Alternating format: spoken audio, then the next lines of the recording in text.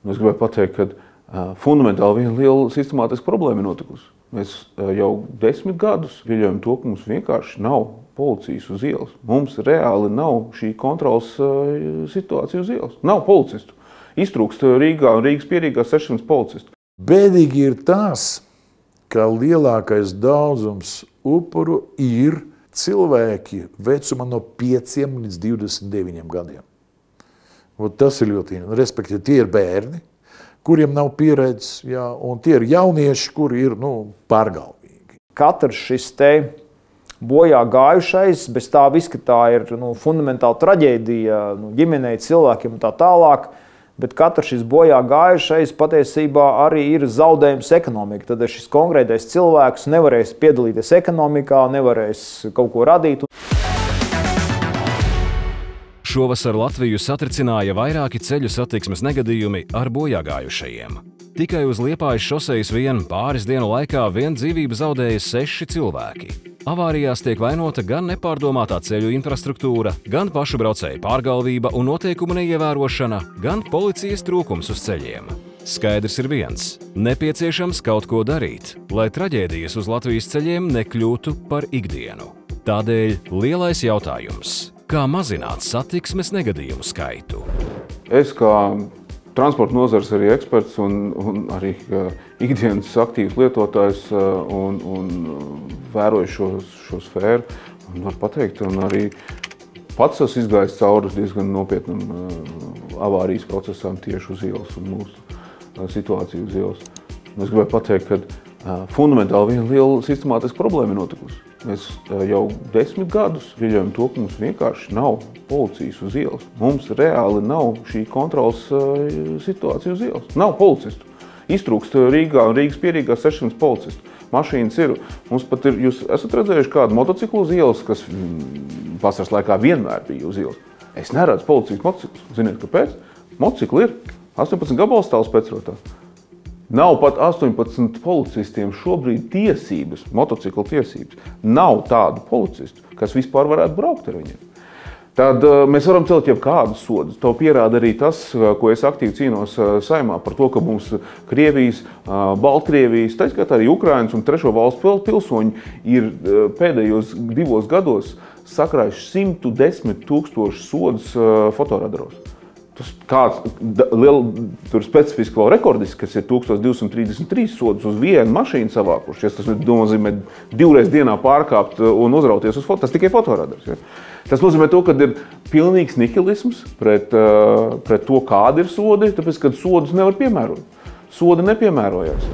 Kas attiec to konkrēto gadījumu, to posmu Liepājas šosejā, ir īpatnēja vieta, bet tajā pašā laikā viņa nav pirmo gadu. Cik gadus tas ceļš tur ir tādā variantā, es aptuveni atceros, kas tas ir, tur diezgan viltīgi ir. Tur attālums ir tāds, ka it kā tu vari apdzīt līdz pagriezienam, un tad jautājums ir, vai tu apdzen vienu mašīnu, vai tu apdzen 2 mašīnas, vai tev ceļu iedos kāds vai neiedos kāds. Viņš tāds viltīgs. Diemžēl mēs visā pasaulē tā notiek, kā ceļa noteikumus, un satiksmes noteikumus veido empiriski. Tie ir taisīti ar asinīm. Nav tā, ka tur kāds var kaut ko izdomāt, salikt un tā tālāk. Droši vien, ka tas bija no sākuma, bet tā tas ir.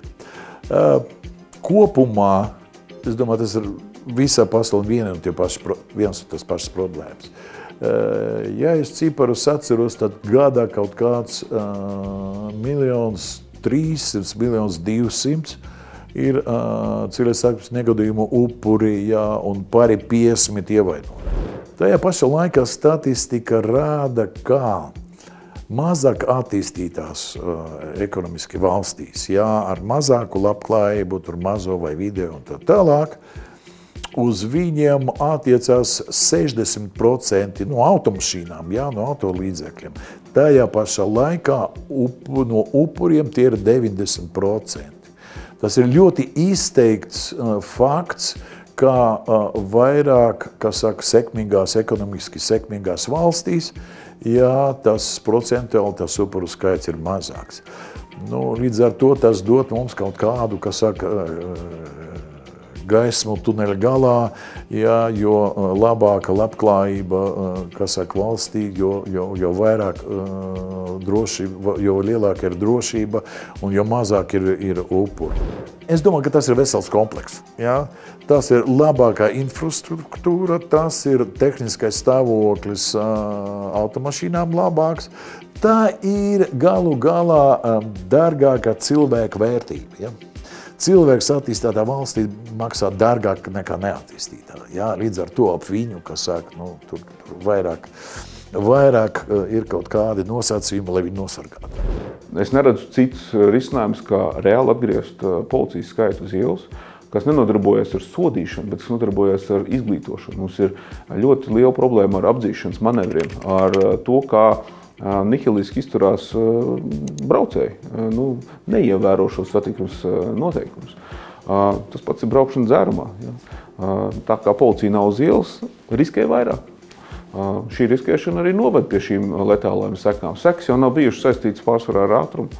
Ja? Sekas ir bijušas ar dzeršanu, sekas ir bijušas ar pārkāpt noteikumus apdzīšanas manevros. Ja šī policija uz ielas būtu daudz vairāk, atceraties, infrastruktūra jau mums nav būtiski mainījusies sliktāka, kā iepriekš bija. Mēs iepriekš pārkāpām mazāk. Bet iepriekš, kas bija savādāk? Policijas klātbūtne uz ceļa. Bēdīgi ir tas, ka lielākais daudzums upuru ir cilvēki vecumā no 5 līdz 29 gadiem.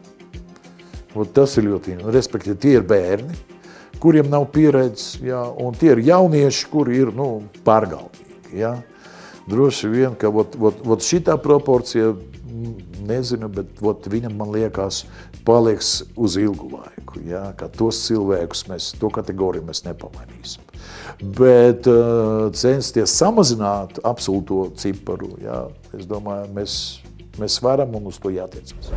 Šeit būtu jautājums par stratēģiju un par tādu kā šo te racionālo pieeju, ja, jo pieņemsim, ja, tas pats Liepājas virziens. Ja mēs investētu un uzbūvētu, teiksim, daudzjoslu šoseju uz Liepāju, jā, tā būtu dārgāka investīcija, bet tad mēs varētu uzlikt starp šīm joslām, kas ir pretēji braucošās, to josti pa vidu.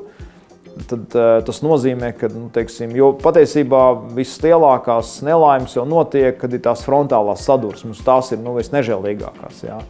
Un līdz ar to tas ir, principā tā ir infrastruktūra, bet tai loģikai būtu jābūt caur to ekonomisko atdevi, jo, ja mēs savienotu, teiksim, Rīgu un Liepāju vai Rīgu un Daugavpilu vai Rīgu un Ventspili tā tālāk ar ātrgaitas šosejām, tas nozīmē, tad, ja šobrīd uz Liepāju ir jābrauc, 3 stundas, tad mēs varētu aizbraukt, 1,5 stundā, pieņemsim, jā, un līdz ar to ekonomika kustētos ātrāk, tad investīcijas būtu vieglāk, un otrs, būtu, respektīvi, arī daudz drošāk, ja? Jo tas gan ekonomikas, gan arī šis te faktiski sabiedrības uzdevums ir padarīt to, lai transports var kustēties ātrāk, bet drošāk, jo jāsaprot arī tādā, tīri arī tādā, no tās ekonomiskās situācijas, tad katrs šis te bojā gājušais, bez tā viss, ka tā ir fundamentāla traģēdija ģimenei, cilvēkiem un tā tālāk, bet katrs šis bojā gājušais patiesībā arī ir zaudējums ekonomika. Tad šis konkrētais cilvēks nevarēs piedalīties ekonomikā, nevarēs kaut ko radīt un tā tālāk. Līdz ar to te atkal prasās tie aprēķini infrastruktūrā, tad mēs ieinvestējam, tur 100 miljonus, mums caur to transporta kustību ir pātrinājums un atpakaļ mēs dabūnam, tur 70 un ir bojā gājušo mazāk, caur to mēs saglabājam cilvēkus. Tā kā es aicinu arī šīs lietas skatīties caur tādu ekonomikas prizmu, gan infrastruktūras, gan arī cilvēku saglabāšanas ziņā, lai šādas nelaimes vairs nenotiek. Iesaisties, izsaki viedokli un uzdod savu jautājumu. Arī tavs jautājums var būt lielais jautājums.